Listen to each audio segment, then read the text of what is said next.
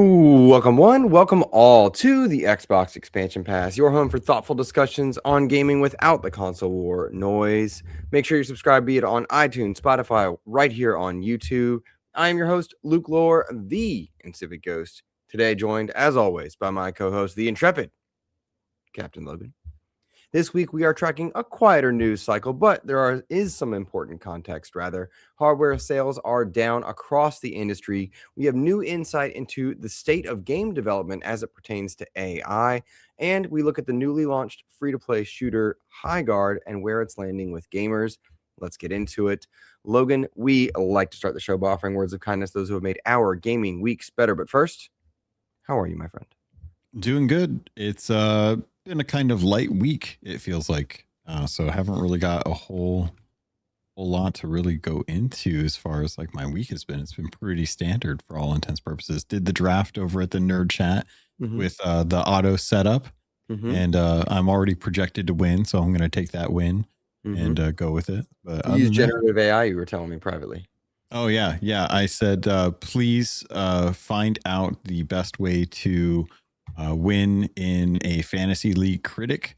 And I clicked the button and it just gave me all the answers, even the lotto ones. So Well, I'm actually going to win the lotto tonight as well too. So that's kind of nice. I'll probably stop working and just play video games all day.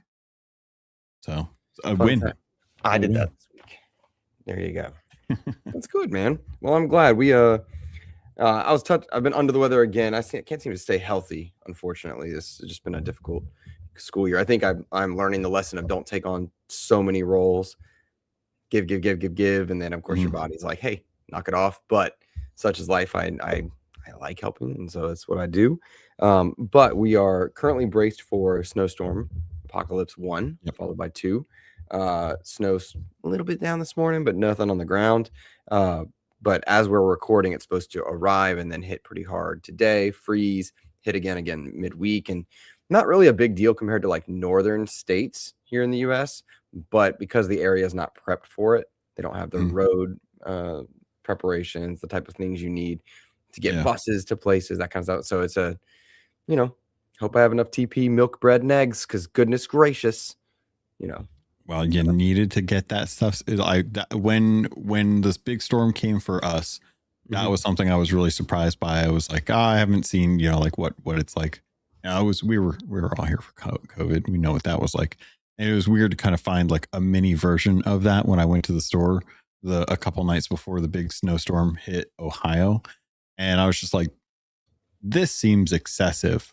Like, I get we all need bread. Bread is just like the vessel for which we use to deliver meat and veg to our bodies. Right. But having it all be gone is just a little ridiculous. Like, I don't know. Maybe the guy with no kids doesn't understand, but it just seemed a little surprising. I was just like, all I wanted was just some buns for some sloppy joes. I wasn't looking to stock up on like 3 loaves of bread for the next 2 days. Right.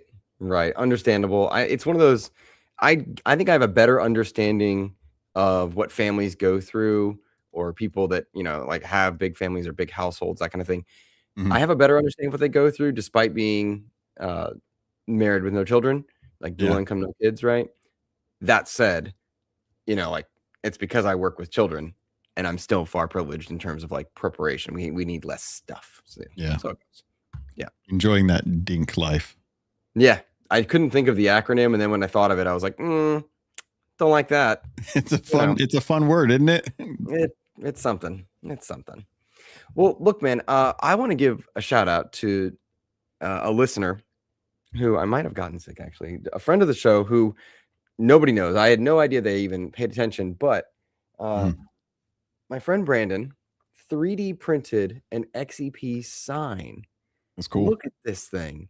Yeah. It's beautiful, textured, glossy, in different spots, smooth, color coding, multiple pieces. Really impressive, like just absolutely gorgeous to sit in the background here while we record. I will. Do you like your textures? I do. I don't know what joke you're making there, but I do like them. I am going to put his link into the chat. I know I put it on a social post, but I will put it in there just if anybody wants it. But like, He did it out of kindness, not to like get a promo thing, and I really dug it.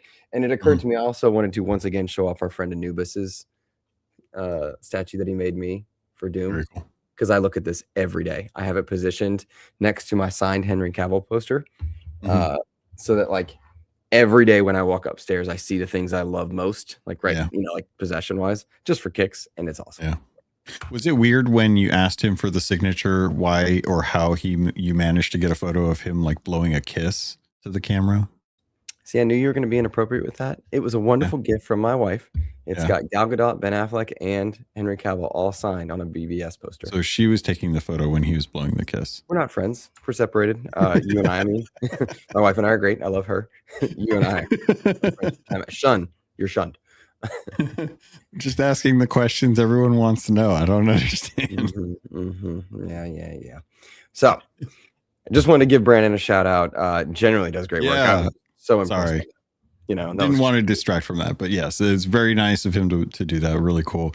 I genuinely I keep scrolling through Instagram and seeing reasons why I want to get into 3D printing, and then realize that that's just a very expensive hobby, and I don't have the room or time to like dedicate towards it. So shout out to the makers out there, because you're constantly doing cool stuff out there, and I wish I had the time and money to invest in that. Yeah, no, me too. Honestly, I wish I had the talent to do it, but I realize more and more like I don't have artistic vision. Oh, that's a bad link. Let me delete that. Can you pull that out off our chat? I gave a bad link there. Yes, as soon as I find which tab I had. Thank you. I appreciate it. That works. Okay, well, look, man, we have a lot to pop in here and a lot to share with our audience from this week, because it was a rather interesting. I can't. I mean, pull down. I got it. Yeah, I can block you. Can I block you? Nah, don't do that. All right, there we go. People got it. There we go. I want to talk about a couple of things this week, including hardware sales, but I also want to point people towards the interview that I hosted last night. I put it up last night. Some people may not have caught it yet. An interesting one, a PR tightrope for me to walk to kind of flex my interviewing muscles, as it were. I interviewed the developer and CEO behind the developers of Splitgate. Splitgate 1, Splitgate 2, relaunched as Splitgate Arena Reloaded. This is the CEO that wore the Make First-Person Shooters Great Again hat back at Summer Game Fest, which was a big pivotal moment in that game's trajectory in a lot of ways, in the success and not success and the reception by fans. Certainly a unique space for me to be interviewing anybody. But when I looked into it, I was like, we haven't heard from him in a long time. They relaunched the game in mid-December. I played the game for research, Logan, and genuinely loved it, which surprised me, right? Like I almost didn't want to love it, I guess you might say. But I turned it on, and it is very much a callback to any Halo fan, any Halo multiplayer fan. This game's built for you, and it's just remarkable how much I enjoyed it. So it was a really unique space for me to be in. I was uncomfortable at times, prepping for it, studying for it, approaching how I wanted to go through and discuss pivotal moments, but also not be a gotcha channel, not be a clickbaity channel, because that's not XEP's brand. That's not how we operate. We like to do insightful interviews. Anyone that looks at our big old interview list, we try to run the gamut of unique and interesting people in the gaming space. So it was fascinating. I would ask any listener to go listen to it, give me feedback, give the interview feedback, let me know what you guys think, because I was learning as I went, and I actually enjoyed the interview, and I really enjoyed the game, which was truly, I'm appreciative of Ian Prue for his time in that and allowing me that opportunity as well, because it's a tightrope. Yeah, it definitely is. It was interesting to kind of hear you diving into that, because I think everyone kind of knows what Splitgate is if you're over on Xbox, because it felt like Halo and Portals. But when Splitgate 2 was kind of coming out, everyone was kind of looking forward to seeing like what was going to happen with it. Summer Games Fest happened, and subsequently like a lot of opinions were made, and everyone's entitled to those. But it's one of those things where sometimes you want to try and take a look at what somebody's making and try to separate the art from the artist to address what's good about something or what's bad about something from that kind of perspective. Right. I think we dealt with that when we were going through with Hogwarts Legacy. Yeah. Hogwarts Legacy is, very, very mired in a lot of social contention towards the author, rightly so. From my perspective, at least, everyone's going to have their opinions. But it was one of those things. Is like, where do you support? How do you support? And where do you find that? And that's one of those like things you have to kind of try and walk, like you were talking about, that tightrope walk. So it's nice to have folks that are willing to put aside personal beliefs or personal choices or stances on different topics to try and talk to other people that you wouldn't normally talk to, because I think that where that conversation can be had is where points and perspectives can change.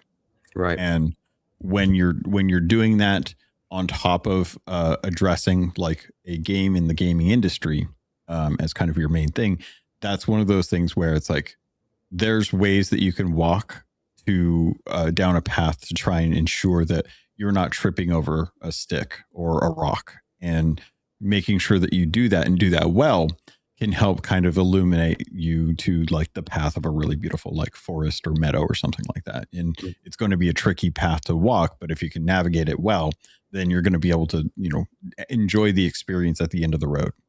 Right. I think I very much agree. And I also want to acknowledge that like it's just, we should be allowed to grow, change, update, reapproach different things, attitudes. And I think if we did more of that as a society, and this is a much bigger topic by accident, if we did more growing, we would have less hostility, right? Like some people, many people, all of us need to grow and adjust. We don't do that from putting heads in the sand. So it's a unique place. Again, I'll ask people to give it an open mind, take a listen, give me the feedback. I want to grow. I want to get better. That was part of taking on a challenging interview like that. And that is my approach and my mindset as I move forward. And XEP is a place to learn. That's what we do. We expand our knowledge. So, I agree. Can I share my words of kindness? I would like you to. Yes. So yeah, this is it's a words of kindness. It feels very it's going to be outside the norm. But this week we lost Catherine O'Hara, who many of us, especially my generation, know as the mom in Home Alone series. She was on Schitt's Creek. She was in Tim Burton films. She's done a lot of voice acting work, but just a lot of work in general. But we lost her this week, and it was one of those things that when I saw the news, it just kind of saddened me because I'm thankful for all of the things that she's brought to us. And as someone that grew up in the 90s, especially with the Home Alone movies, and it's a Christmas staple for me. When I that time comes around, I'm always kind of jumping into the Home Alone movies, and I'll watch them over and over again. But I'm just grateful that she was kind of like a mom figure for a lot of my generation. And that was something that was just like, it's less of a words of kindness and just kind of a moment of reflection to know that, someone that I grew up with through a parasocial relationship. It was just a nice thing to kind of have always around, and it was always kind of a shame to know that a lot of the folks that we love and care about as like people who've brought joy to our lives through like media and content and stuff like that are gone. And 71, I think, was way too young for someone like her to have not been able to go on and bring more joy to more people. So little dour, but just wanted to show some respect because she was a very, very awesome person. And there's a lot of other actors and actresses that are getting up there in age, and it'll be a shame when we tend to lose them as well. So I appreciate the acknowledgement of like, yet a parasocial relationship, but it's still a relationship and a connection to a person, a piece of media, what they mean to you. And I was thinking about that the other day is when we think about people or games or media or medium, we very much enjoy that medium, you have a favorite version of a character played by multiple actors, right? And it's often Yep. tied to the window or the stage of life you were in when you were exposed to that one, Yep. right? Well, Catherine O'Hara means a lot to a lot of people uh, from Schitt's Creek, but so many others know her from Home Alone, right? And so many others from her voice work, and consistently just seeing the outpouring of love for her. Again, I mourn for anyone that's hurting right now and remind you to enjoy the media that they make and celebrate with them. So Yeah. Yeah. If I recall, she was Sally in The Nightmare Before Christmas. So that sounds right. That sounds right. to like Halloween and Christmas, kind of always going to be those things that remind me of her. Mhm. Same with like Edward Scissorhands and Yeah. Beetlejuice, like with other actresses and stuff. Just there's always some really good eggs out there, and that was one of those ones. Seeing like Macaulay Culkin's response to it, he was like, very very sad about it, obviously, but just kind of nice to hear, like when he talked about just like, she would always open her arms and welcome him as like son after all these years. It's just like, that's really awesome. So I just wanted a couple moments today just to kind of like call that out, because for me, she was very much like a mom figure in films. Yeah. Well said. I agree. And again, good vibes to all who enjoy her work. Yeah. And if you're sad right now, celebrate the work. That is my recommendation. That said, I understand, right? Like we've all been there. Yeah. On our social viewings of different people. So we're gonna switch over now to the gaming news of the week. Logan, there has been a lot of noise around Xbox hardware right now. Xbox hardware has missed a great deal of milestones this whole generation. Circana data shows that the US console sales are down across the industry, and it's not just Xbox. This is a late generation slowdown that is very typical of late generations. Most of the people that are going to buy a console already own one. We now have digital only systems that dominate box sales. So physical games aren't selling nearly as much. And Microsoft itself has acknowledged that they are declining in terms of hardware revenue.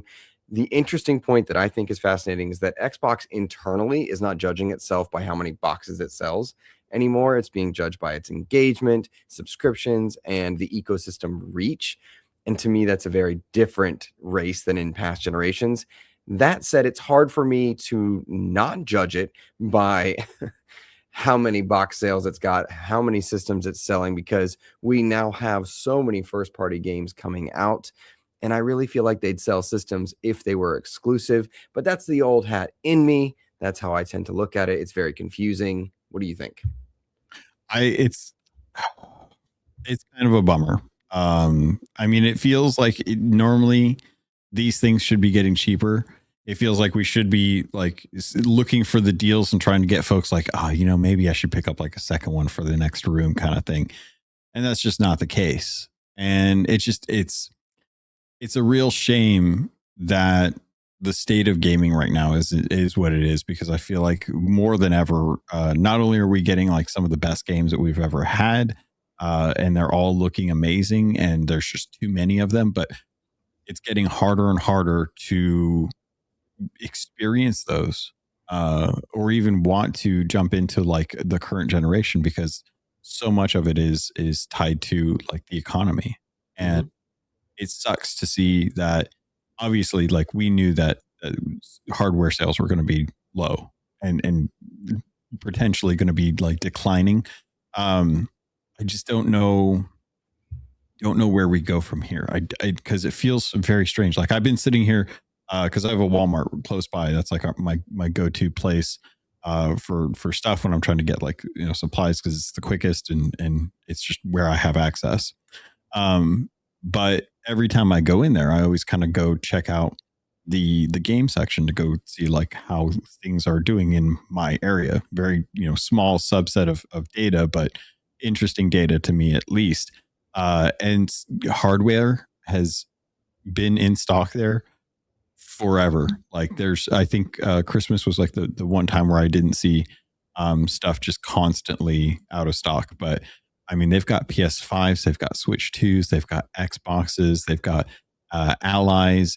They've got RAM. Like it's just very strange to me that it's like consoles used to get cheaper. They used to get more accessible. People used to look forward to the end of the lifespan of a console because that's where you're going to be getting all the best games.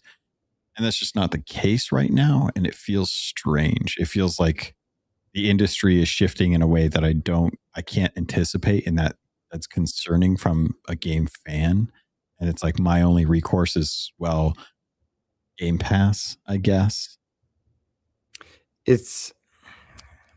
You're right. And that's the only like, is that the reason? Question mark, right?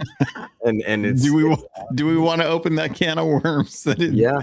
Game Pass has killed the industry? They were all right. The people that made money were the unicorns. And I don't think that's true, but there's a lot to ask. And let me throw numbers your way, and then we'll kind of retool here. So obviously, industry-wide decline. Circana, Games Industry.biz, a number of others reporting on this. Specific to Xbox, it's continuing to trail behind PlayStation and Nintendo in United States sales. Xbox hardware has declined 32% year over year. Content and services revenue also went down, this time about 5%. Interestingly, and for me, dishearteningly, the Xbox Series install base is lower than the Xbox One and the Xbox 360. Oh, goodness. Oh, my God. Total Xbox gaming revenue is down 9% versus the prior year. Digital-only Xbox consoles now represent the majority of Xbox hardware sales. Circana data shows that 70 to 75% of Xbox Series units sold are digital-only SKUs. Because they're cheaper. Well, so that's kind of what I think is fascinating. Lost in a bit of this sauce, or at least when you report on these numbers and generic senses, is hardware is so much more expensive now. Now, I don't like that. I really like the idea of these trillion-dollar companies subsidizing the cost of the box to get it in people's hands. It's very interesting. Like, you'll hear certain content creators or certain news outlets really pan Xbox for saying that it's antiquated to have exclusives. And in many cases, like when you look at these numbers, well, exclusives sell hardware, and here we are not selling hardware when we have so many games finally coming out from first party. You'd have to think, if you said Fable was exclusive, Forza Horizon was exclusive, you'd make a dent, you'd make a bump, something. I don't know if that's actually true when you look at all the Steam sales, you look at all the money being made on PlayStation. But when you hear the argument, it's like, ooh, you're right. What if? But Starfield didn't move units. Forza Horizon 5 didn't move units. What moved units was having the cheapest console and the college football game coming out. Yeah. Right? Like, that moved units. Dude, so go ahead. Like, you want to say? I mean, I'm right here with you. So it smacks of what I was getting flamed for like a few episodes ago about how I was saying, like, you know, exclusives are the reason why people buy consoles for the most part, or the console that has the exclusive. And granted, that's changing. And I'm not saying that that's good for consumers. I think it's bad for consumers, which is where I usually like hang my hat as a consumer. But it's one of those situations where I'm looking at like, well, what did sell consoles? And I'm going to be perfectly honest. If I look at Forza is the best selling game over on PlayStation. That's an Xbox title. Doing well over there, which means it must have done well for Xbox. We just may not have like the numbers to be able to show. But I was looking at the best-selling games on PlayStation last night, and if it wasn't a sports game or free to play, it was either Call of Duty or Grand Theft Auto. And then way down the list was like Ghost of Yotei and Code Vein 2. And that's where it was like, this is like, once you got past the mass populace of like games that kids and people that are in kind of like ingrained in their free to play or sports games, that's when you started to see some of these breakout things. And then it makes me sit here and wonder, it's like, well, would Starfield matter because it's not free to play and it's not a sports game? And it's like, it kind of shows me like, why would anyone want to make a game outside of the love of telling stories and creating? Why would they want to do something that is going to just sit there down on the list of the bestseller stuff? because Right. it doesn't feel like there's a point. And that's just like that's that sense of negativity like creeping into the back of my mind, thinking like, man, are we cooked when it comes to like good games that are not sports games or free to play, like Roblox and Fortnite and stuff? Like, is are games as a service the thing that's killing console sales because they don't need it? Or is it exclusivity? Or is it cost? Is it just all of that? So obviously there's no silver bullet, right? There's not going to be a one size fits all answer. Yep. That said, I mean, it's funny because I was talking hardware and you went really deep into the software part, but they're symbiotic, obviously. To me, it's the rising cost of development coupled with the insane pay difference between workers and executives, right? Yeah. And I think that's those are the two, to me, the biggest kind of red flags when I look at like somebody that might want to get in there, because there's a number of available storefronts.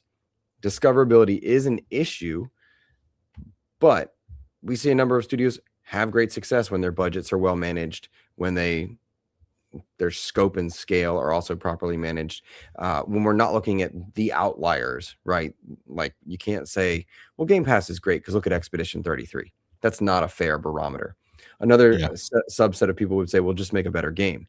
Well, I don't know what better means sometimes, because I look at some of the games that we talk about on here regularly and I'm like, that game is not good, right? Bring up any Roblox thing to me that is terrible.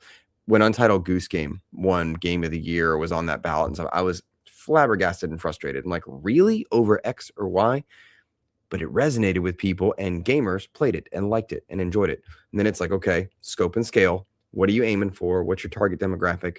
What game are you trying to make? Who are you trying to appeal to? And within that, what are your expectations? Are they properly managed? You look at all the unionization that's taking place and the strikes that Ubisoft workers are trying to organize. And you look at Yves Guillemot, who consistently is sitting upon his throne of broken dreams and deceit and lies from the people that work under him, and he's making out just fine financially, and all these people are suffering. And to be clear, it sucks because Avatar Pandora, Frontiers of Pandora, wonderfully well received, fantastic video game. I on my game of the year list, Assassin's Creed Shadows, loved it, right? They make great games, and yet they're shutting down other stuff, right? So it's a bummer. It's a bummer. I don't know that there's one size fits all, but I really do think scope and scale for the budgets are the biggest gatekeepers for people to get in and make more games. And the fact that we have the rising cost of just getting into gaming on the consumer side, that is a frustrating thing. Well, right? Luke, I don't know if you know this or not. You may not have heard the news, but for $250 a month, you can actually just AI generate your game. And I saw be able to just, you know, like it's just that cheap now. You don't have to hire anyone. You just got to be really good at writing and know what to do with the prompts. And buddy, you can create whatever world you want. Well, that was the Google. Was that the Google G3 or whatever it was? They were making knockoffs of Dark Souls and Zelda. Yeah. So if you guys haven't heard, the irony of us talking about like some companies doing really, really well still, Unity stock plummeted 22% in a single day, while other companies like Roadblocks and Take-Two Interactive saw sharp declines of 12% and 8% respectively on the stock market. And the reason for it was because of Google's Project Genie, which is an AI tool for $250 a month for their AI Ultra package. You can basically prompt your way into a game world. You talk about like the type of character you want, the world you want, first person, third person, you sketch it out, and then you can start kind of like iterating on it. And it's like, this is where companies want to go. They don't want to spend the money on hiring people in a studio to create games because it's just too expensive right now. And the thing that they can do is look to AI to fix that. And Google's Gemini, or Genie, excuse me, not Gemini. Gemini is their AI assistant. Genie is going to make your wishes come true effectively. And that's really kind of frightening for the industry, which is looking constantly. You have all of these C-suite executives looking to try and dismantle the a sense of investment necessary to keep these things going.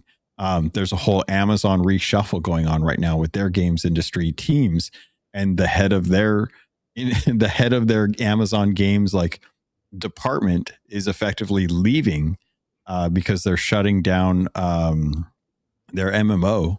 Like it's already been delisted. The servers are going to stay up till 2027. And it's one of those things where it's like, this is the start of where companies start looking at AI and seeing if they can replace people. Google to Clutch Kwando's comment here, it says he says makes a great demo, but not going to work in practice. And I agree with him on today of January 31st of 2026. I agree with him, but I do not know if that's going to be the same statement that we can make in 5 years. Yeah. And that's where I'm kind of like AI is good for some stuff. Mm-hmm. I don't know that I want it to push this far though. While I'm reading out this gifted sub, will you pull up our note section, go down to that state of the industry report? Because I think you put in some good stuff there that is worth adding context to this conversation. Big thank you, by the way, to those of you who are joining us in chat live. Gentle Stone, I see you. Bacon, good to see you, my friend. Nissa, of course, hanging out. Clutch Kwando hanging out. It's me, the broke boy, being amazing and gifting an XEP membership. Thank you for the support. We appreciate you. We know times can be tight, but it really helps us get through. Shout out to the PlayStation Trophy Room and, of course, our buddy Freight Conductor. It's good to see you guys as well. If I missed anyone, I am so sorry. Trying to keep up. I think I saw Jose earlier on. Good to see you guys. Temper21, good to see you as well. Yeah, thank you guys for being here. Hit that like button. Thank you for supporting us live. Or if you're watching the VOD or listening on iTunes and Spotify, thank you. Please share it out. It helps. All right, Logan, you put in some good statistics here regarding AI. Go for it. Yeah. So if you guys haven't gotten a chance, there's been some pretty interesting news for the state of the industry. So the 2026 State of the Game Industry report shows an industry in correction mode. Nearly a third of developers have experienced layoffs in the past 2 years. Union support in the US has climbed above 80%, and more than half of developers view generative AI as a net negative. That doesn't signal the collapse. It signals a workforce pushing back and asking for stability. The annual survey of over 2,300 professionals revealed that 28% of developers were laid off in the past 2 years. The reports also noted that 82% of U.S. developers support unionization, and more than half view generative AI as having a negative impact on the industry. See, to me, that's really good info. And I want to add to that, Logan, because I think it's really important for listeners, for viewers, for consumers, for customers, for developers, everybody around this conversation. It's important to separate generative AI from other forms of AI. Yeah. AI has been a part of game development for decades, from enemy behavior to pathfinding, testing, analytics, and just map optimization, heat maps, and the like. Generative AI is a very different thing. It's built to create content like art, like writing, voice, or even code. And I think that's where a lot of that concern comes from. This is a pushback not against AI as a generic, yes, AI bad, but rather how generative AI is used and how it replaces and who it replaces different parts of the creative process. So I just wanted that context to be out there for listeners, because generative AI is not the same as other forms of AI, and not all AI bad, certainly not all AI good. We have to be careful when we speak in these mass absolutes, because only a Sith deals in absolutes. He said that's absolute. True, and I don't like that. Yeah. No, it's interesting to me that we have to deal with this kind of a scenario. Like I remember when games industry was just like us looking towards our favorite creators and where they were going, and sometimes it would be interesting to hear like certain creators were moving from one place to another. But now that we've kind of had to deal with like, okay, well, AI can be a tool. So like Expedition 33 using it seemed less of an issue for me. But when you talk about having just everything done with prompts and AI as like I don't even know if this would be more of like just a use case, like they want to have like a proof of concept. I feel like you don't even need to, like Unity is a great tool for proof of concepts. Like it's quick, it's very kind of malleable. You can do whatever you really want with it. And it's a great way to kind of like build a like a case for the type of game that you want to make. It's how even like games like Sea of Thieves were created in Unity at first, because it was easy for them to quickly iterate and build in there. And when you look at AI kind of doing that, that might help with that. But I don't believe that that's what people higher up on the food chain, as far as like video game developers, executives, like the executives in the studios and stuff. Sorry, the C-suite executives for all intents and purposes. I don't think many of the developers at the actual like ground level working are wanting that, based on what we've talked about as far as the numbers go. But they are looking to try and replace the need for like pre-production people. Like just have people who are good at building up prompts, and then let them teach that to other people, and then force everyone in a studio to utilize that. I mean, even I've had to deal with that just in my industry, and mine's completely unrelated to games. It's fascinating to me as well, because I think about my own workflow in education from 10 years ago to now, fundamentally different as a result of Google updates, as a result of COVID and shelter in place, and then teaching virtually, and now as a result of ChatGPT and other forms of like prompt AI, because it can really help a workflow if used correctly. It can also be a very slippery slope into, do this for me, I don't want to think for myself, and then you have a net loss across the board, right? It's just a fascinating thing. I'm gonna take a quick moment. Shout out, it's me, the broke boy, dropping a $5 super chat, our first of the day. Thank you, my friend. Saying, got my first plat on PlayStation this week. Terminator 2D, 2D No Fate. I love that game. More play on that game last week than on my PlayStation was used all last year. Cheers to you, my friend. Congrats on the platinum. I am interested in that game. That game looks to me like a perfect Steam Deck game. And I think it's on my Steam wish list. I'm not sure. But very happy for you, my friend. Congrats, and appreciate the super chat. That's awesome. That's awesome. Definitely.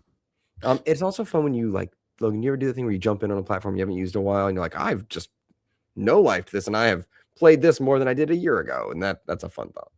Yeah, no, definitely. I think I had that over Christmas when I took my Switch with me on the trip, and I was like, dude, I'm like all in on Donkey Kong right now. Like that is the thing that's just been great. But yeah, and I think it's interesting to kind of see like it's me, the broke boy, talking about utilizing the consoles that we have. Like it kind of hurts when we're talking about the slowing of hardware sales to feel like, man, I really didn't have anything outside of Ghost of Yotei that I even wanted to play on my PlayStation. And had that been like the PlayStation 4 genre or era, I would have been like, no, there's tons of stuff I've wanted to play. I'm happy to go dive into those. So it feels like such a weird. It feels like the companies that are in charge of the game consoles are more interested in how to shortcut making games as opposed to just making games. Right. In the way that we're used to. Problem, right. That's the scope problem. It's these budgets are so massive to produce a AAA game, and they're so prone to trend chasing to justify themselves that we have a problem. I mean, we talked last week about Kiln. Why does that game exist? Why does that game exist and you don't launch Redfall in early access? They're false parallels to make, we as consumers and podcasters and content creators, we can make them armchair, but like on the front end for those guys when they're working, like it doesn't work that way, right? Yeah. But it is confusing, right? It is confusing, and I find that interesting. It's me, the Broke Boy, following up on his other super chat with a $2 super chat. They have also licensed Terminator music in the 2D one. That's cool. That's a good vibe right there. That's cool. I totally dig that one. Who doesn't love a good Terminator bit of just content? Honestly.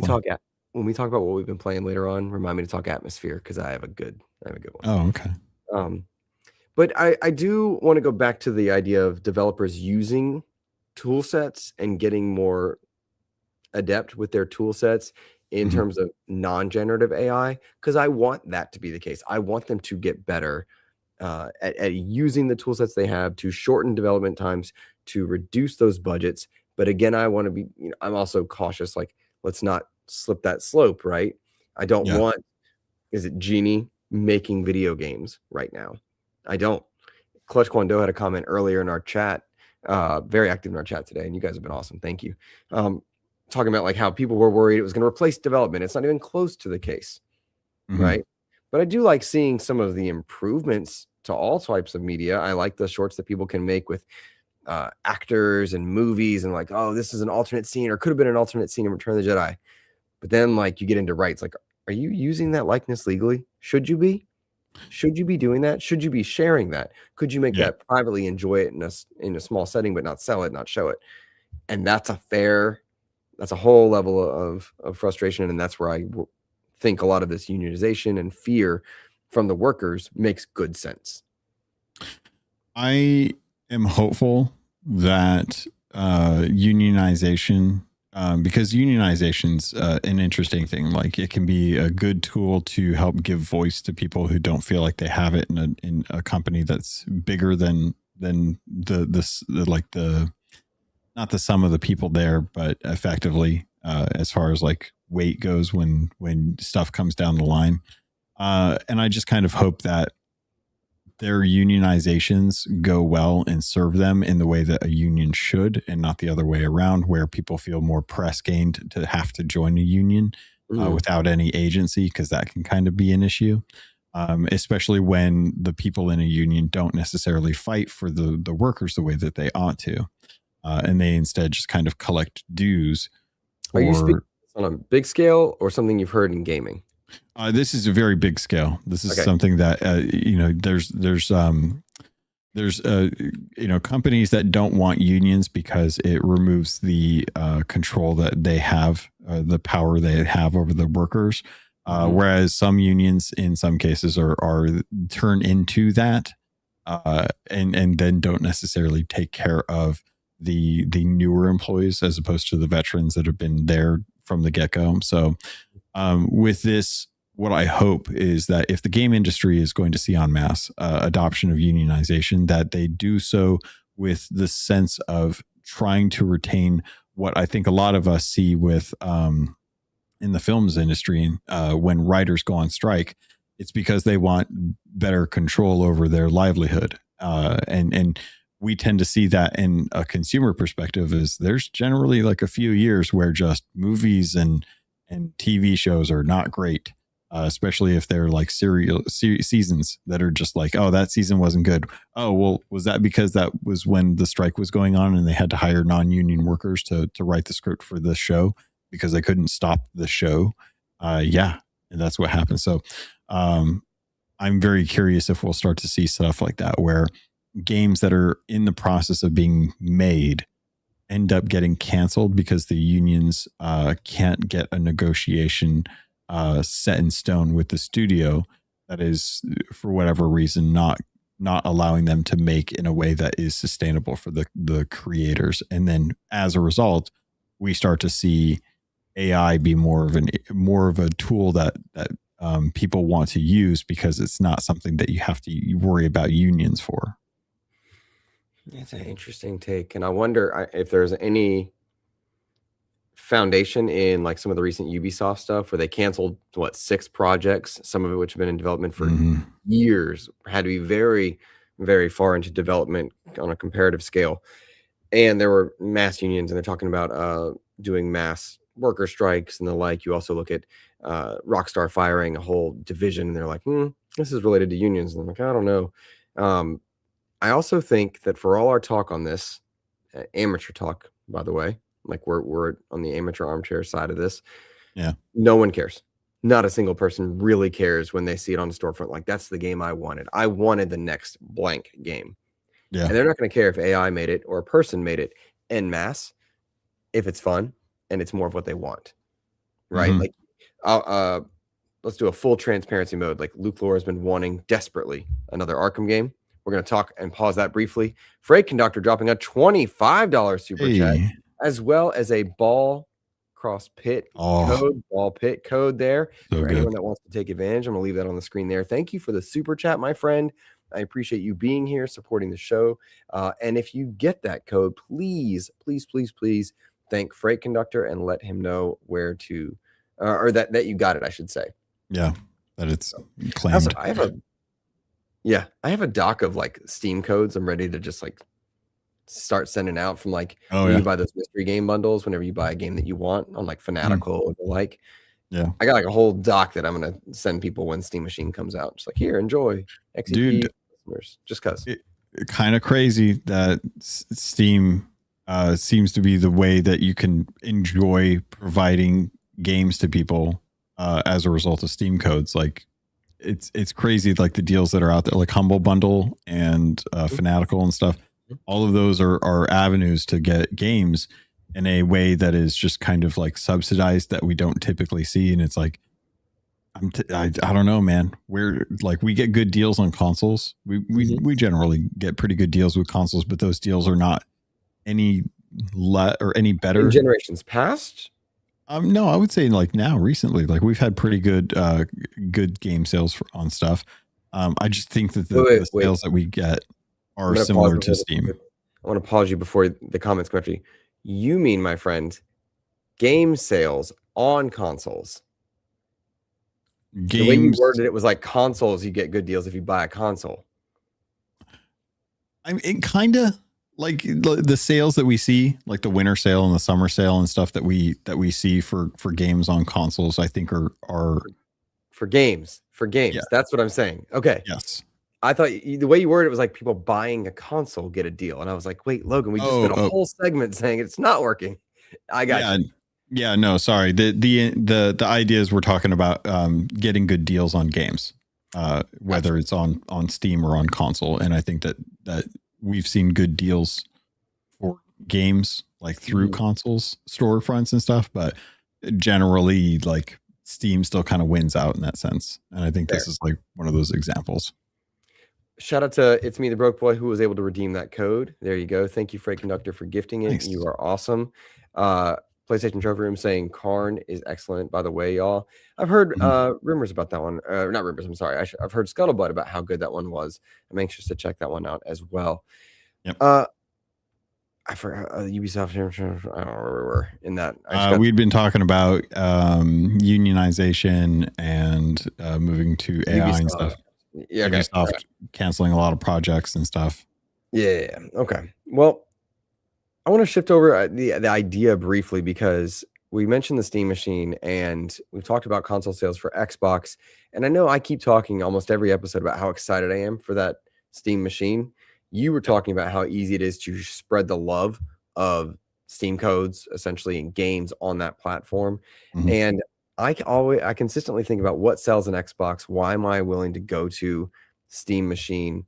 It's because Xbox now, for me, doesn't represent a box. It represents Halo, Gears, Forza, Doom. But I can get those in all those places that they're putting them, right? Fable launching day one on PlayStation. Yep. So it's like, all right, I don't like what Xbox is doing with its multiple Game Pass hikes, multiple box console price hikes. It feels to me like someone is just kneecapping the ability to sell Xbox consoles. Steam Machine, it opens up in a new platform for me where I can still play a lot of those games. So I'm utilizing Luna and Epic Games Store and Fanatical and Humble Bundle when those deals are available to snag those and build a Steam library. The question becomes, does this next Xbox console have all those storefronts on there? And does it say, Luke, you do need to buy me? because right now we've still not given a lot of people a reason to jump off Xbox One into the Xbox Series, PlayStation 4 to PlayStation 5. PlayStation, by the way, sending out prompts to its PS4 users to, hey, upgrade to PS5. Genshin Impact shutting down support to past gen. A lot of the Xbox One users haven't gone to Series, and if they are, they're jumping into PC. A lot of metrics showing that. So it's a really fascinating approach of like, all right, it looks like the next Xbox isn't going to be till 2027. PlayStation 6, same thing. At least, by the way. Probably further. So do you buy into a new ecosystem like the Steam machine if you're an Xbox user and you want something different? Do you not? So that's the interesting thing is I don't know that the Steam machine is going to be for console players. But it's a console. It is.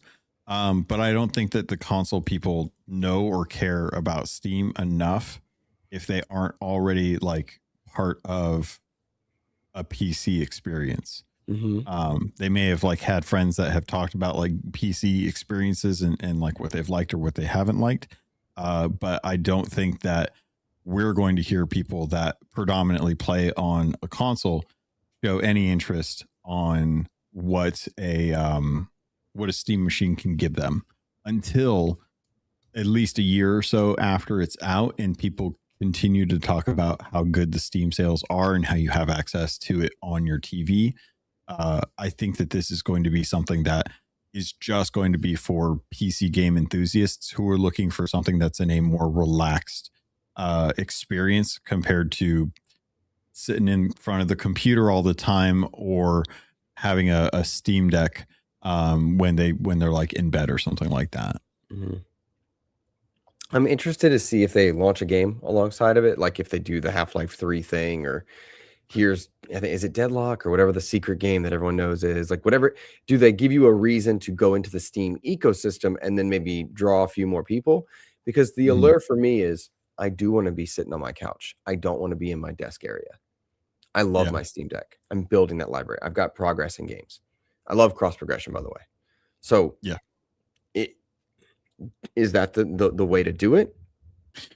You know what would sell people on a Steam machine compared to the next Xbox or PlayStation? Well, maybe not a PlayStation because I feel like people they're still pushing exclusives. Are they? But Sony, I don't see why they aren't. I mean, they've still got all of the IP that they had from the PS4 just sitting there ready to jump into with the PS5. I think that, okay, so good, valuable counterpoint. Yeah, you're right. A lot of stuff is coming to Steam eventually. Faster. Yeah.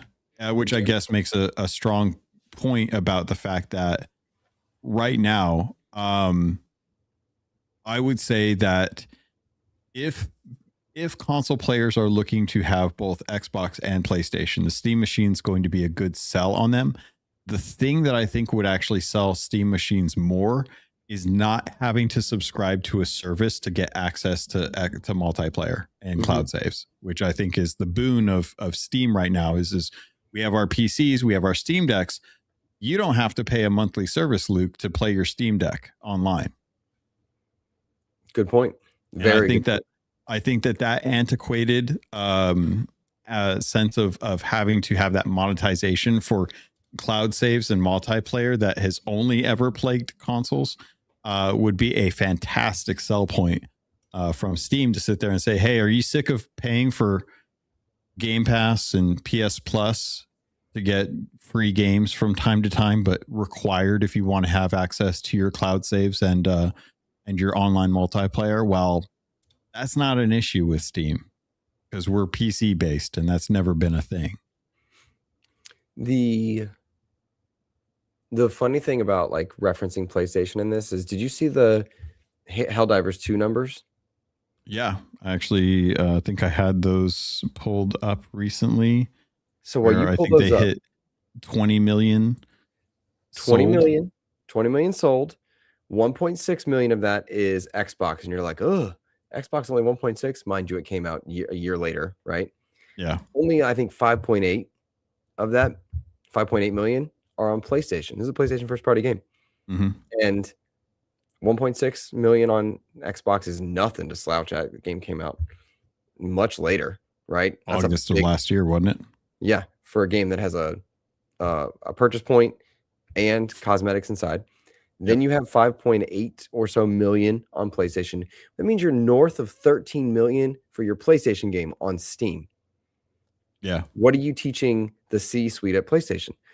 Being in multiple places generates 14 plus million sales, which more than doubles the account on your first party box, which is a fascinating way to look at those numbers, right? Like I completely retooled how you might look at those numbers for the sake of our conversation, but it leads to some interesting analytic, approach there.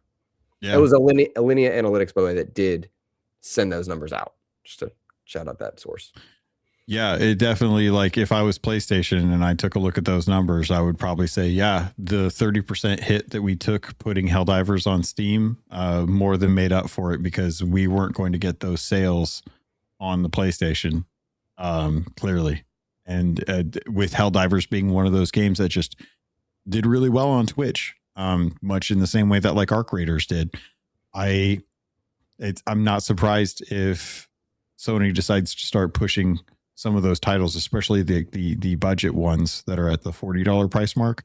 If they don't start pushing those quicker to Steam to try and capture some of the zeitgeist, which I still argue is like one of the strongest things about games, is, word of mouth is going to do more for a game than any marketing campaign. You get the right streamers or you get the right content creators latching onto a game, and you end up finding that like Power World or Helldivers 2 or Arc Raiders is the thing that is going to drive sales quicker than any of the ad campaigns that you might have for that. Balatro. Yeah, good point. Very good point. To that exact and easy transition now, I do want to talk about Highguard. Before we do, though, Logan, I do want to give a shout out to our patrons and then gift a membership or two to our YouTube channel and chat. We got a new patron this past week, the wonderful and amazing Jay Foley, landed on a tier 2 Patreon membership. So I want to really thank them for helping us out there. They went to patreon.com/Xbox expansion pass and dropped a tier 2 support there. So thank you, Jay Foley. I understand Jay Foley has a surgery coming up in a few weeks. So thinking of you, XEP community has your back. Hope you're doing well, bud. Yeah. Let's read this. Or sorry, would you mind reading these? And I will sure play this fancy little video here. As always, we'd like to shout out our tier 2 and tier 3 patrons over on patreon.com/Xbox expansion pass. And this week we're going to be shouting out to Jay Foley, Jesse Norris, Glyphier, Jimmy, Matto1606, Matt Valdez, Fletch Kwando, Omen, Jesse Perez, Pato, Aaron G, Nick Bentley, The Scarecrow, Ken Rosling, Fabian Winkler, Regis Stella, the Brony Pirate, Rob Frawley II, Tao Zochi, Nicholas Johnson, Randall Thor 19, African, Game Positive, Jampack Sam, Red Beast, Deno 12, DJ Hero, Brendan Myers, aka The Winter Gamer, the Lord Sir Master James Suddy, and Sony's VP of Marketing, Kevin Butler. Thank you all so much for your love, for your support. Everything that you guys are providing us is absolutely going towards Summer Games Fest and the bills that help kind of keep this podcast going for things like StreamYard, Canvas. All of that is very helpful, as well as the super chats and the YouTube subscriptions as well. So thank you so much for helping keep the lights on and help putting more in the bank towards Summer Games Fest, where we get to go and try and get you guys some good news and some good previews on stuff that may not get the spotlight that it needed compared to other games like Highguard. Yeah, well said. And Highguard is your jam. By the word, wait, I keep catching myself saying the words "well said." I genuinely mean it. I know I keep repeating it, but I really do mean it. Very articulate. Doing a great job with that. Thank you. I like All words. Right. Try them from time to time. All right. Highguard. This is an interesting one. It had its launch on January 26th. It peaked at about 97,000 concurrent players over on Steam, which is a pretty good eye-catching number, I would say. It's a free-to-play shooter that arrived with very little marketing after the Jeff Keighley, this is the end of show, best thing ever. Titanfall 3 devs made this. They went radio silent. They did not. Titanfall 3 devs? Titanfall 2 devs. Thank you. Appreciate you catching me off, saving me from those comments. Thank you. We're so excited, but they're making Highguard, and here, check this out. Well, sadly, that 97,000 concurrent player count dropped pretty darn swiftly as people kind of dove into the game, enjoyed it, found its mechanics to be fairly solid, but they also noted that pretty content light, all things considered. One of the interesting things I heard was developer Mohammed Alavi put out a quote saying essentially that the goal isn't to build the massive, chart-topping community numbers, that kind of thing, but rather to build a dedicated core community and then go from there, build outward from that core community. I actually brought that quote up when I was talking to Ian Prue about Splitgate, because Splitgate had a relaunch in mid-December, and goodness knows that concurrent player base had done all types of stuff. And interestingly, to what you were saying earlier, it's not always about the quality of the game. It can be, did a streamer catch on with this? Did the burnt peanut get a whole lot of people looking at Arc Raiders? Right? Like, who's burnt peanut? I've never heard of that person. Oh God, Joe loves him. It's what's funny. The jam when it comes to that? So a lot of players and commenters have said that the core fundamentals are good in Highguard. Just some performance issues, balance complaints, perceived design missteps here and there. To me, it very much feels like this game launched too early. Should have been a stealth alpha or beta launch like they had initially intended. My understanding is that Jeff Keighley was in the studio, invited to an early build play, and then said, "Hey, I want to put this at the end of the Game Awards." And then how do you, as a small dev studio spinoff group from previous big hitters, say, "Yeah, I don't want that attention. I don't want the chance to be shown to millions of people in front of the world." Hard to say no to, but it feels like it didn't do them any favors in this particular case. Maybe they should have had that stealth launch like they had originally intended and built slowly their consumer base, because now I think a lot of their optics have been damaged from this big stage presence. Again, not unlike the Splitgate devs, right? Not a parallel in terms of reasoning, but a parallel in terms of big audience, misstep. Does the audience ever go back? I wonder if Jeff is becoming less and less of like the person that people go to see like what the next big thing is going to be with like the Game Awards and the Games Fest and stuff, and more of like this feels like this was about money. Some of the comments that I saw on like the Steam reviews and stuff like that were things like, "I trusted you, Jeff. You did me dirty." And it's interesting that the association with this, because I mean we've looked at some of the indie darlings that he's showcased through Game Awards and have subsequently like won, with like It Takes Two and stuff. Is you see some of like the stuff that he does bring to audiences en masse, who then go check it out. But in this case, it feels like a lot of people jumped into the game, had some time with it, and based on most of the reviews and looking into it that I noticed, the less people played, the more negative their review was.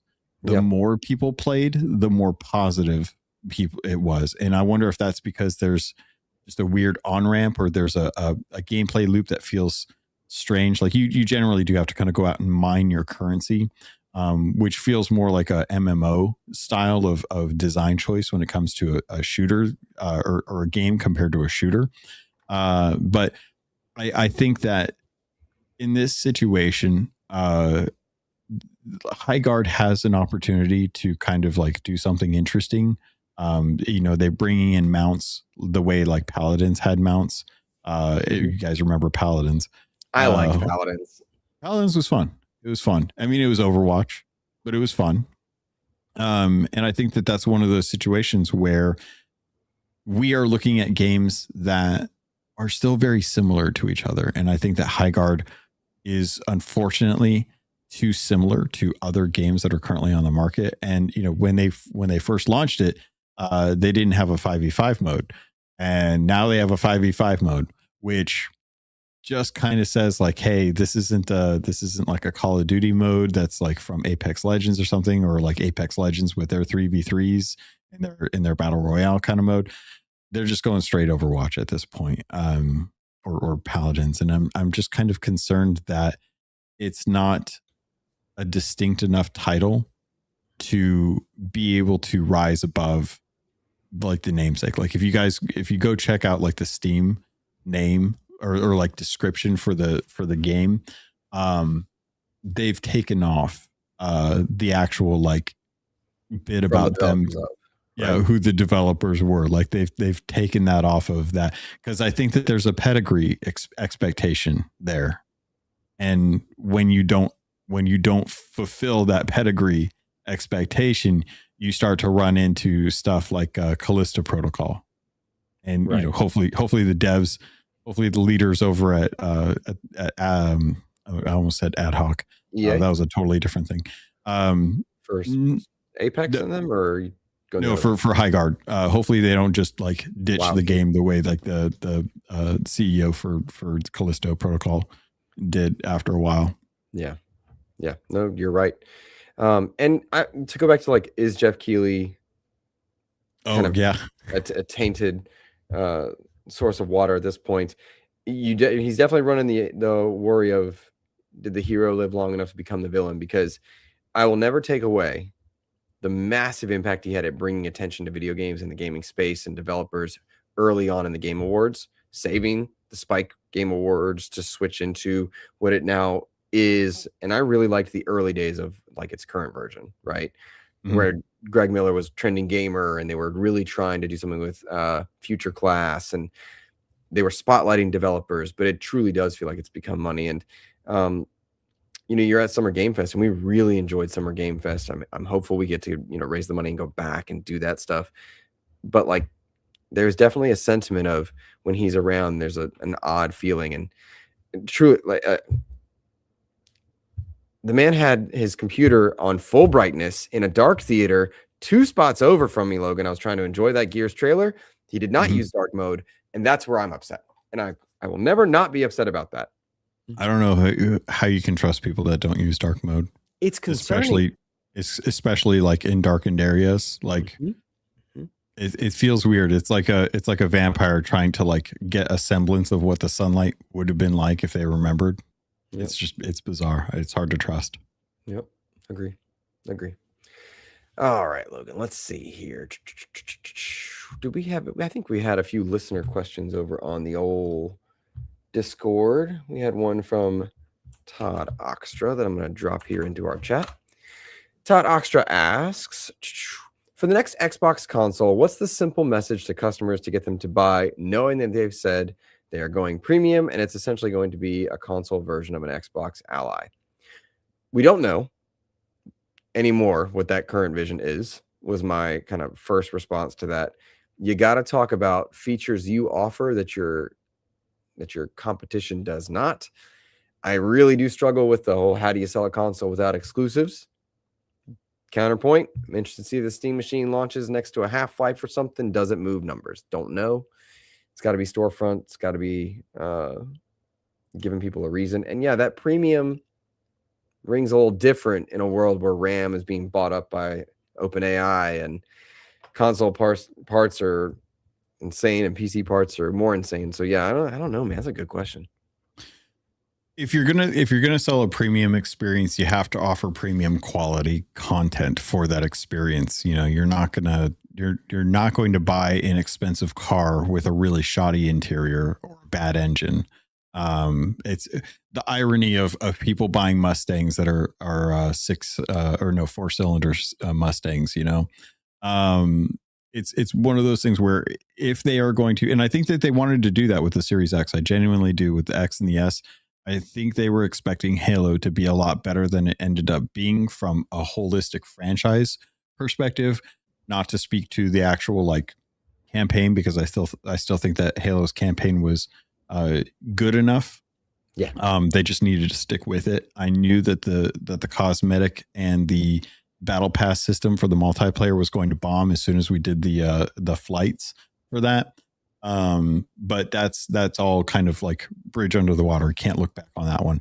So looking at like what Xbox needs to speak to, I think it's going to have to be the games, but I think that they are so hard on getting games everywhere that their next console experience is going to be just a kind of like, hey, we're putting this out. Yeah. Hope you enjoy. It's a good place to play our games, but you can get them anywhere. I don't know that there's a way that they can put the genie back in the bottle at this point. Right.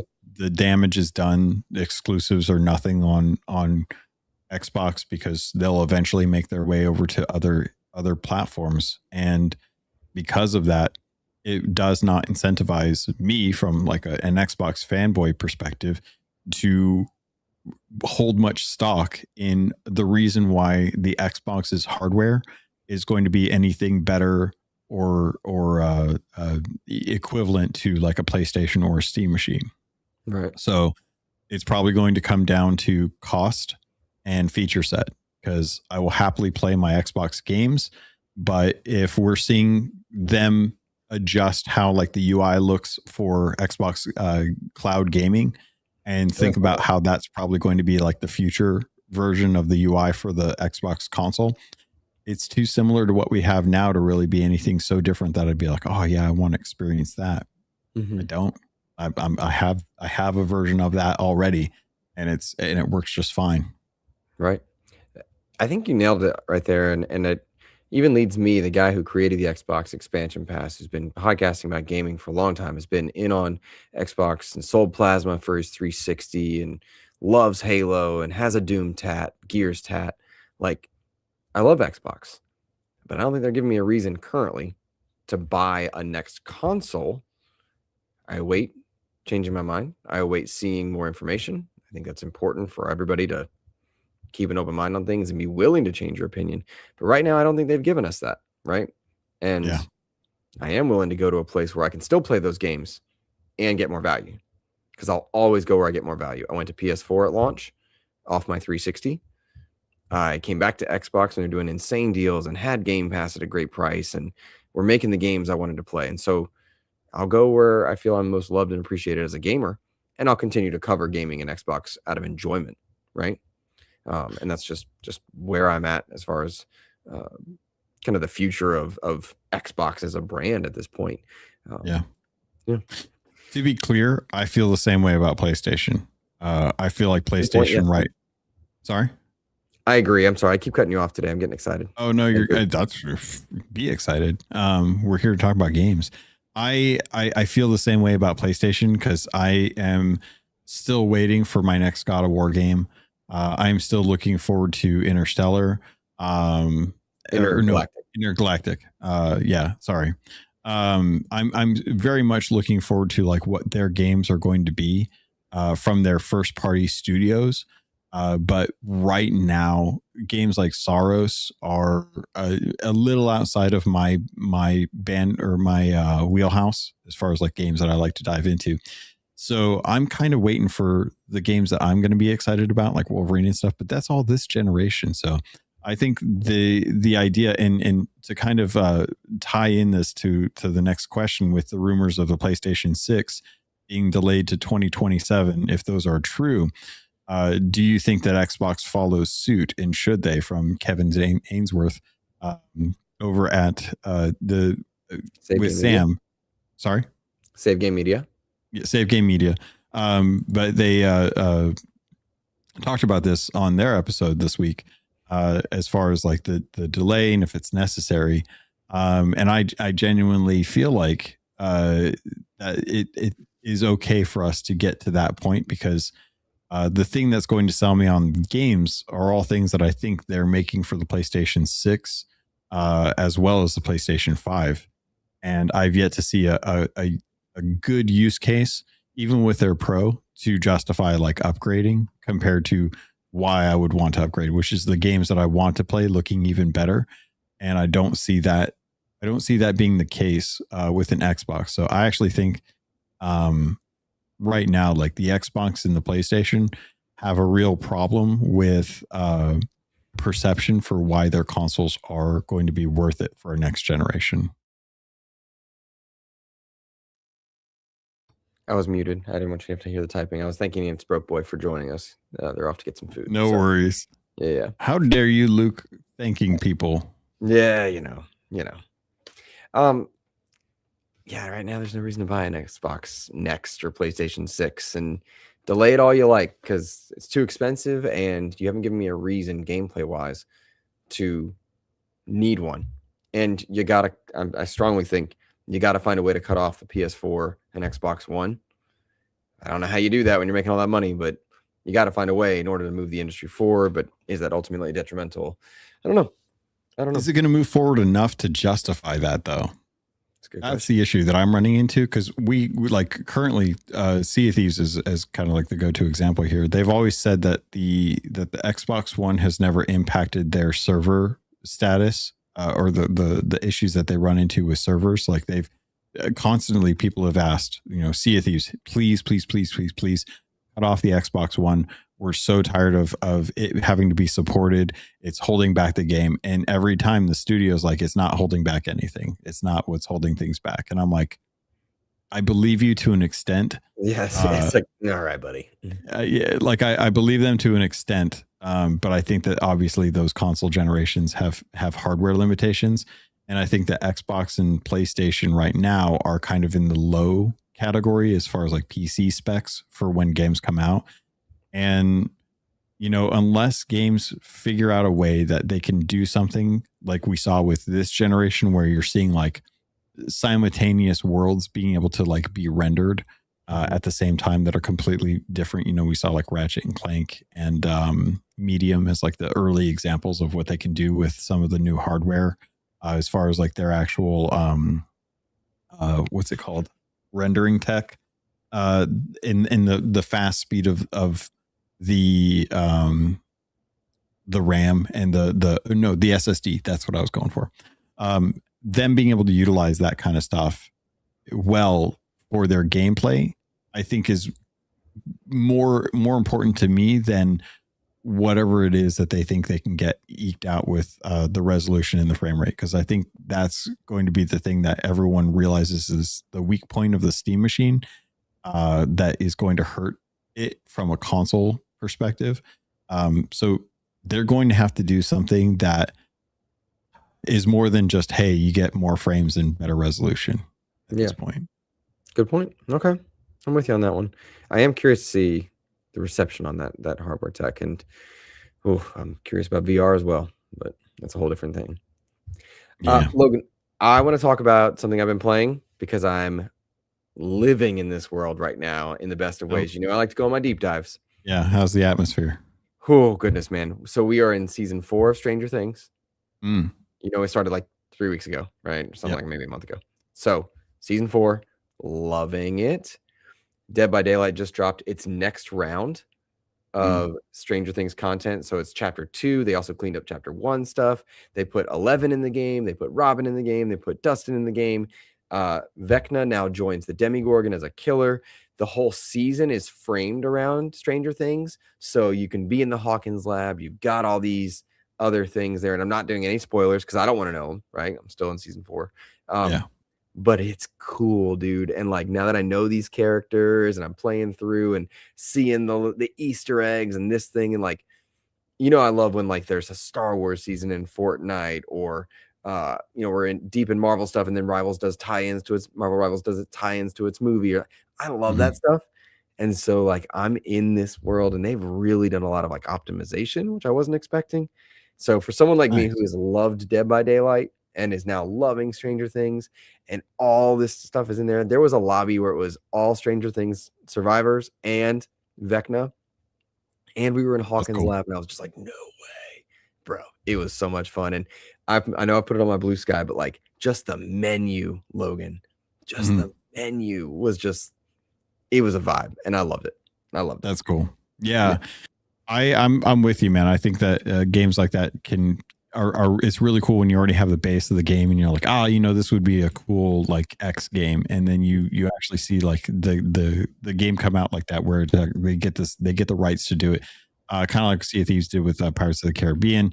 Exactly. Yes. This was a really cool way to kind of say like, hey, this is a Pirates of the Caribbean game with Jack Sparrow, even though it's Sea of Thieves, you're still having like that. Oh, this is like a new Pirates of the Caribbean experience for folks. Right.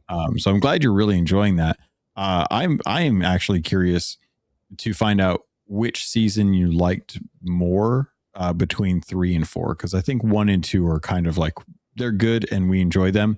3 and 4 were a little more polarizing for me, so I'm kind of curious to hear like when you get done with 4, if you liked one more than the other. Okay. Yeah, no, I'll be happy to share. I will say early impressions, like at this point in my journey, much prefer 4 to 3. Mm-hmm. Much prefer 4 to 3 at this point of where I'm at. But that's, I don't want to spoil anything. I don't want to preset anybody. Yeah. And I know I'm late to the Stranger Things party, but not too late. Man, I'm loving it. So It's been fun. Quick shout out to It's Me, the Broke Boy. Man, he's been supporting us like crazy today. Thank you so much. Drops a $5 super chat, says, Doc Dark did Xbox's Dead video. Views went up. Average time stopped at the 3.08 mark. Also happens to be the time when he started talking good about Xbox. I don't know who Doc Dark is. Maybe I do, but I don't remember. But I think inflammatory content is the name of the game in terms of YouTube content space. I've talked a lot about what I've been doing on XEP's back end.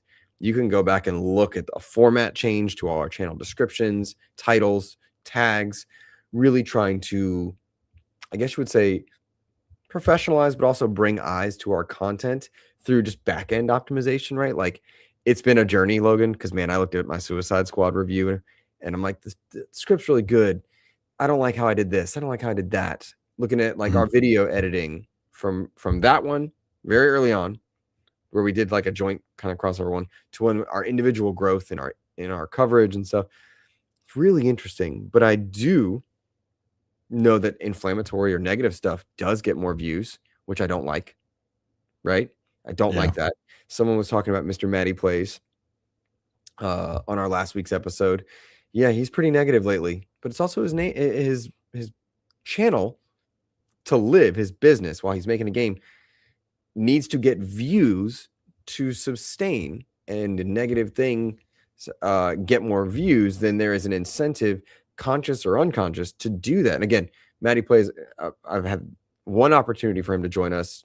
Asked him a few more times. He's just busy or can't answer, but like, it's his brand. So he's a nice dude working hard, I'm sure. Whether he realizes or not, he's going to be pushed in that direction by algorithms, and then you have to survive. And I've watched IGN do this. I've watched no-name YouTubers do this. We've tried this. You can go on the XEP journey. Look at our thumbnail journey.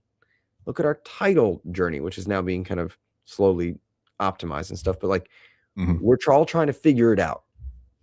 We're all trying to figure. I guess that's the point I'm trying to make. Well, did I ramble? I apologize if I did. No, you're good. It's interesting to kind of look at this from the overall perspective, which I think is it's easy to make content on Xbox by effectively on Xbox, which is tough because as someone who genuinely like loves that ecosystem and enjoys the controller and the hardware, I had 2 at one point, Xbox Series X's, and I enjoyed having both of them. Used them all the time.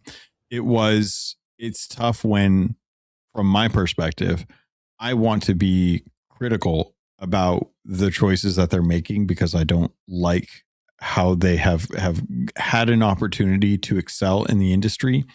And from my perspective, squandered that opportunity in lieu of a short-term gain that has not paid off. Right. I was so sold on being able to have more people jump into the games that Xbox has, that I was like, okay, cool. Let's give people the chance to play these games and prove how good they are. The sales are not there. And if they were banking on the sales of these multi-platform titles, to help with the development costs and saving studios from getting shut down, because AAA gaming is just so expensive to do now. I don't see from my perspective, and a very, very narrow one at that, that is hitting the mark the way I think Xbox was hoping it to. And without Phil coming out, who's been very silent, him and Sarah have been very silent lately, without them coming out and saying that they've been very happy with things and that things are doing great and they're looking to expand or reinvest further in that with like the Switch 2, I'm kind of concerned, because it hasn't, and I know that we've had this discussion many a times, and a lot of people have talked about how dev kits are not something that's easy to come by for Switch 2. But if you're Microsoft, you have dev kits. Yeah, like how do you not? It's so weird. How do you not have dev kits as Microsoft? If you're an indie studio and you're trying to get your game on the Switch 2, fully understand you're probably low on the totem pole as far as getting dev kits go. But unless Microsoft, like has proof that they don't have those kits, it is wild to me that we don't have more Xbox multi-platform titles over on the Switch 2 when the Switch 2 is selling as well as it is. We had a good conversation with Sarah, kind of just candidly at SGF last week last year rather, when was it Wolong finally exited its PlayStation like money bag, and she was like, now you see, and it's like, yeah. And it was interesting. It's like, oh yes we do, but also like Microsoft, you got the money, find a way, right? And you have to wonder if like, is Nintendo the reason they don't have them? Like PlayStation doesn't have the ability to get their Xbox, and the ability to get there because Nintendo's saying no, because these companies have the money to get the kits. And I wonder, I don't know, but for Sarah to be like, now you see, it's like, okay, what else don't I know? Tell me. Yeah. It does make me wonder, like, but I mean, I can't imagine like that's in that. I think unfortunately that's the thing. If I was Nintendo and I had already seen that these games were already available over on PlayStation, and I had dev kits to sell to one of the major competitors, especially the third place one, and they wanted to say like, hey, not only are we going to buy dev kits from you and give you money that way, but then we want to develop our games for your platform so that you get 30% of any of the sales on those. That sounds like free money in the sense that it's like you're going to sell the dev kits eventually, right? Like they're going to get sold, and you're wanting the third place major publisher right now is saying like they want to do that. I can't imagine that Nintendo would say no to that without some very interesting reasons. So it does not make sense to me that they aren't trying to do more on Switch, except for the fact that they are just so hard in with other things right now, and who knows what that is, that they are focusing on trying to build up what they can to try and sell their next hardware console. And maybe the scarcity of content over on the Switch 2 is because they're reassessing whether or not the sales on PlayStation 5 are worth the investment for porting those games. And that maybe Call of Duty is the only one because that was a legal obligation. That is coming this year. I have heard that. Yeah. We'll see. Logan, we're at about 14, 15 likes right now. Would love to get up to 20. If anybody watching, we got about 30 people watching across our platforms. If we can get to 20 likes, we would be grateful to you. Also, if you are listening on iTunes or Spotify or Good Pods or Podchaser or whatever deck pod thingamabobber, anything you can do there to rate and support would be greatly appreciated. We appreciate you guys. It's me, the broke boy. Put us on in the car while he's getting food. Thank you. Logan, anything else that you want to bring up before we begin our exit out here, my friend? No, I haven't really been playing anything too major. I keep looking at Resident Evil 4 and thinking like I should sit down and jump into that, but I just been playing one game and two games, and everyone already knows kind of what those are, so I'm not too worried about diving into those. But I hope that folks are getting into like Game Pass games right now. If you're still subscribed to Game Pass, which I imagine most most folks listening probably have like some access to it. Yeah. But some fantastic games have been brought over to Game Pass or are coming to Game Pass, so like Space Marines 2. And I just want, hopefully folks are taking the time to jump over and actually go check it out. I think, I don't know for sure, and maybe chat, you can help me out on this. Is the Fallout series season 2, is that finished yet? I don't know. I've been holding off so we can finish Stranger Things before we go into Fallout 2. That's kind of like, that's just where we're at right now. But I would imagine so. I did see that like 76 and a bunch of the stuff was on sale recently, and they also it was hitting a service at some point. Freight Conductor says 1 episode left. Okay. I am waiting for the last episode to be released, and then I'm going to probably sit down and binge season 2 of Fallout, because I've been waiting and waiting and waiting, and I heard that the content was coming out later, and I was like, okay, I'll hold off. I'll wait until I actually get the opportunity to sit down and like watch it all in one go. But I'm very excited about that. Cool. Nice, man. Well, there you go. Yeah. Well, I hope that you and Achik survive the winter storms well. I don't know how much snow you got or anything like that. We're projected 5 to 10 inches of snow. So us, if we get a flurry, we lose it. So who knows what's happening. Yeah. But I hope everybody listening as well stays safe and warm, and you're able to play some games and enjoy your families and all that other stuff. We appreciate every single person that has been listening to the show, wherever you are. Thank you. Wherever you're supporting, however you're supporting, thank you. Logan, I think that's it from us, man. Yeah, I appreciate it. You guys are always fantastic. Love having everyone drop by and chat. If you guys have an opportunity, feel free to share this with folks that are out there. And also down in the comments too, if last week I was corrected with Final Fantasy VII, because the way I read it is that Final Fantasy VII was not the original 7. It was the new version of 7 that was included with that time limited sale over on Xbox. It turns out that was the OG version of Final Fantasy. So stuff like that's always nice when we think we know kind of like what the information that we're having, we're providing that. And also, Broke Boy in chat today actually commented about how the 5v5 mode in Highguard is going to be temporary. So sometimes we get stuff out there and we don't always have all the information, or we misinterpret the information. So really appreciate the comments, kind of letting us know about that kind of stuff too, so that we can kind of like know for the future, if we ever need to bring it back up, that we have a way to kind of like say, hey, this is something that you guys brought to us, and we appreciate that. Yep. Agreed. Fully agree, because the comments are helpful. We enjoy it. We like interacting with you guys. It's appreciated. Also helps the channel too. Like, it's weird, but comments at the beginning of an episode, or right when a video drops, I don't know why that makes a difference, but for whatever reason, YouTube likes it. It does, and we want to cover without being console war noise, which is not an easy space. To go back to our negativity conversation, we don't want to be negative, so we want that core group of people that enjoy it. All right. Yep. That's going to be it from us. We hope you guys have a fantastic rest of your week. Whatever you do, don't spend time throwing controllers at trampolines or anything like that, because that'd be a crazy thing to do. All right. Have a good one, guys. Take care. Bye.